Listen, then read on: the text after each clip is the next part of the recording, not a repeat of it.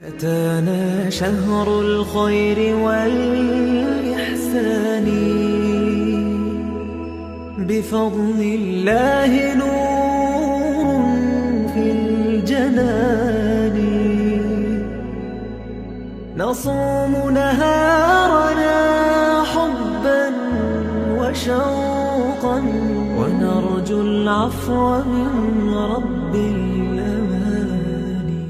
عزیز دوستو، اسلام کے جو بنیادی عقائد ہیں جن کی بنیاد پر پورے دین اسلام کی عمارت کھڑی ہے، ان میں سے ایک بنیادی عقیدہ آخرت ہے. ہم جو کچھ بھی یہاں اعمال کریں گے اور جس طرح کا بھی ہم یہاں وقت گزاریں گے، صبح قیامت اللہ کے حضور ہم حاضر ہوں گے اور ہمیں اس کا حساب دینا ہے. قرآن مجید میں جو حساب کا تذکرہ کیا گیا ہے، وہ تذکرہ بڑے انوکھے انداز میں کیا گیا ہے. اللہ کریم نے فرمایا فَوَرَبِّكَ لَنَسْأَلَنَّهُمْ أَجْمَعِينَ. محبوب تیرے رب کی قسم، ہم ضرور ان سے حساب لیں گے، ہم ضرور ان سب سے سوال پوچھیں گے. اللہ فرماتے ہیں حبیب میں نے ان سب سے سوال پوچھنا ہے. کیا پوچھنا ہے؟ اما کانوا یعملون، وہ جو عمل انہوں نے کیے، وہ جو عمل یہ کرتے تھے، اس کے بارے میں ضرور ان سے سوال پوچھنا ہے. قیامت والے دن ہر شخص سے سوال کیا جائے گا. ثم لتسألن یومئذ عن النعیم. اللہ فرماتا ہے ہر نعمت کے بارے میں تم سے پوچھوں گا. نبی رحمت نور مجسم شفیع معظم صلی اللہ تعالی علیہ وسلم اللہ کے حضور یہ دعا مانگا کرتے، اے اللہ مجھ سے آسان حساب لینا. حضور سے کیا حساب ہونا ہے؟ نبی پاک کے صدقے اللہ اگلے پچھلوں کی بخشش فرمائے گا. لیکن حضور جو دعا مانگتے کہ اللہ آسان حساب لینا، تو سیدہ عائشہ صدیقہ رضی اللہ تعالی عنہ عرض گزار ہوتی، یا رسول اللہ صلی اللہ تعالی علیہ وسلم اس کا کیا مطلب؟ تو حضور ارشاد فرماتے عائشہ آسان حساب کا مطلب یہ ہے کہ اللہ بس پوچھے اور پھر صرف نظر کر دے، پھر معاف کر دے. ورنہ جس سے اس نے سوال جواب کیے اس کے لیے مشکل ہو جائے گی. دعا کرو اللہ اپنے فضل سے درگزر فرمائے. ورنہ صبح قیامت سوال دیکھیے نا، اگر قیامت قائم ہی نہ ہو، سوال جواب کا سلسلہ ہی نہ ہو، باز پرس ہی نہ ہو، تو وہ بیچارے غریب مساکین مظلوم جنہوں نے زندگی میں ظلم سہے، تکلیفیں برداشت کی، جابروں ظالموں وڈیروں چودھریوں کی تکلیفیں جنہوں نے اپنے وجود پر سہی، اس امید پر کہ قیامت میں اللہ کے حضور حساب کیا جائے گا، تو اگر یہ حساب ہی نہ ہو، قیامت قائم ہی نہ ہو، تو وہ مظلوم کدھر جائیں گے؟ قیامت میں حساب ہونا ہے. اور یہ جو جواب دہی کا تصور ہے کہ ہمیں اللہ کے حضور حاضر ہونا ہے، یہی تصور ہماری زندگی کو بہتر کرتا ہے. یہی تصور ہماری زندگی کو بہتر کرتا ہے. اور جو اصل زندگی ہے نا، وہ زندگی بھی آخرت کی زندگی ہے. وَالْآخِرَةُ خَيْرٌ وَأَبْقَىٰ. اللہ فرماتے ہیں آخرت کی زندگی بہتر بھی ہے اور ہمیشہ باقی رہنے والی بھی. میرے بھائیوں یاد رکھیے گا، نبی پاک علیہ السلام نے خود 2 ٹوک لفظوں میں اس دنیا کا تصور ہمارے سامنے بیان کیا. یہ جو لوگ کھو جاتے ہیں نا، مال کمانے نکلے تو پھر کھو گئے، شہرت کمانے نکلے تو پھر کھو گئے، عزت کمانے نکلے تو پھر کھو ہی گئے، اقتدار کے لیے نکلے تو کھو ہی گئے.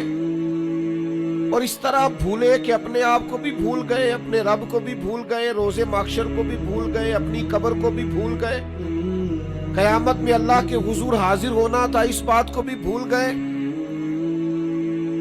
2 ٹوک لفظوں میں اللہ کے حبیب علیہ السلام نے اس دنیا کا تصور واضح کیا ہے. اس میں کوئی ابہام نہیں رہنے دیا، کوئی چیز مہمل نہیں چھوڑی، بالکل کھول کے حضور نے بیان کیا. اور ایک عام انسانی ذہن کی سطح تک اللہ کے حبیب نے اس دنیا کا تصور بیان کیا. وہ جو دنیا ہمیں بڑی میٹھی لگتی ہے، وہ جو دنیا میں بڑی پیاری لگتی ہے اور جس میں مگن ہو کر ہم معاذ اللہ غافل ہو جاتے ہیں. حضور گزر رہے تھے, بکری کا بچہ مرا ہوا پڑا تھا اور پڑا بھی روڑی کے ڈھیر پہ تھا. کریم اسے دیکھ کے رک گئے اور بالکل ایک عام انسانی سطح کے مطابق حضور نے سوال کیا, بالکل سادہ آدمی بدو بھی سمجھ جائے. کریم فرمانے لگے یہ بکری کا بچہ مرا ہوا روڑی کے ڈھیر پر پڑا ہے, مجھے بتاؤ اس کے مالک کی نظر میں اس کی بھلا کیا قیمت ہوگی؟ عرض کی یا رسول اللہ صلی اللہ علیہ وسلم, جسے روڑی کے ڈھیر پر پھینک دیا گیا ہے اس کی بھلا کیا قدر و منزلت ہو سکتی ہے؟ تو حضور نے فرمایا سنو پھر, اللہ کی نظر میں بھی اگر دنیا کے مال کی قیمت مچھر کے پر کے برابر بھی ہوتی تو اللہ کبھی کافر کو ایک گھونٹ پانی کا نہ دیتا. اس کی کوئی قیمت نہیں دنیا کے مال کی, اس لیے تو کافر کو بھی دیا, اس لیے تو فاسق کو بھی دیا, اس لیے تو ظالم کو بھی دیا. بے ایمان اور بددیانت کے گھر میں بھی بہت سارا مال و دولت ہے, ہاں جس کے ساتھ وہ بھلائی کا ارادہ کرتا ہے اسے اپنے دین کی سمجھ عطا فرماتا ہے.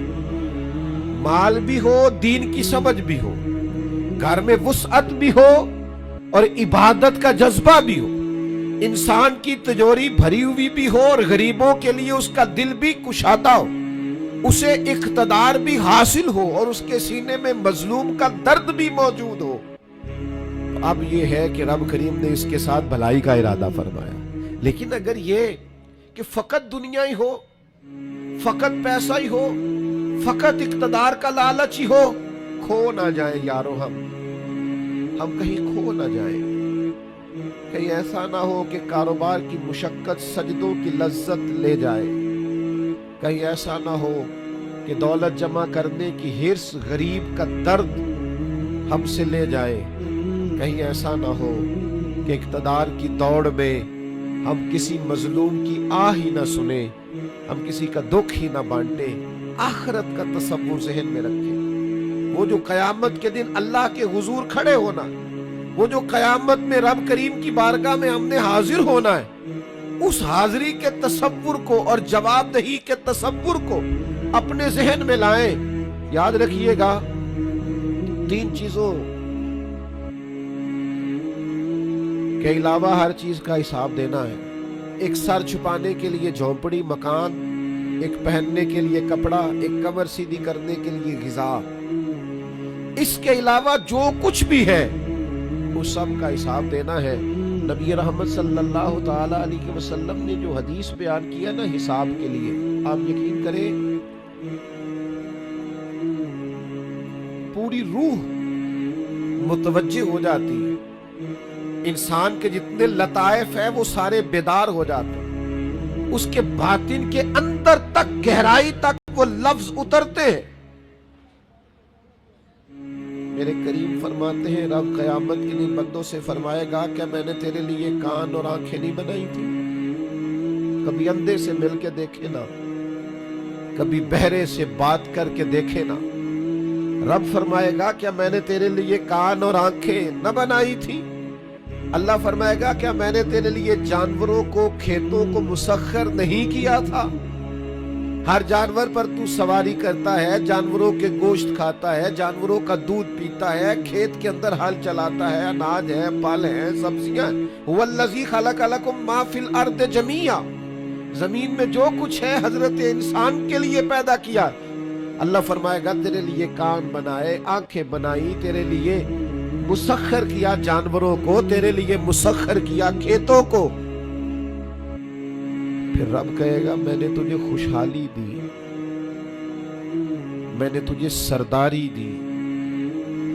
پھر اللہ فرمائے گا یہ بتا کیا تجھے مجھ سے ملنے کا یقین نہیں تھا؟